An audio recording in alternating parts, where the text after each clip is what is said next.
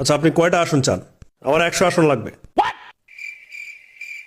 খালি 100 আসন না, সাথে প্রধানমন্ত্রী পদটাও লাগবে, একদম লিখিত দিতে হবে। আপনারা আগেই কইছিলাম এই মালটার দলে নেন না, 1 নম্বরে পল্টিবাস। না, প্রধানমন্ত্রী তো পরের কথা, 30টা আসনের বেশি দেওয়া সম্ভব না। থাকলাম না আপনার জোটে, আমি একা 300 আসন নির্বাচন করব। তুই এক কাম কর, মহিলা আসন সহ 400 আসন নির্বাচন করে একদম জাতিসংঘের মহাসচিব হয়ে যা।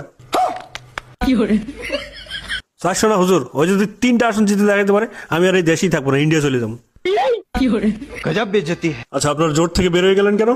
জামাতে ইসলাম শরীয়ত বিরোধী দল, এরা ইসলাম থেকে বিচ্ছিন্ন, এরা সব কাফের। এদের সাথে যারা জোট করবে তারাও কাফের। চুপ কর ভণ্ড কোথাকার। যুগে যুগে আলেম ওলামারা যতবার একত্রিত হওয়ার চেষ্টা করেছে, ততবার তোরা পিছন থেকে ছুরি মেরেছিস। এখন আসন না পেয়ে কাফের আর শরীয়ত বিরোধী ফতোয়া দেওয়া শুরু করেছিস। সুটিয়ে লাল করে দেবো, নোংরামি বার করে দেবো।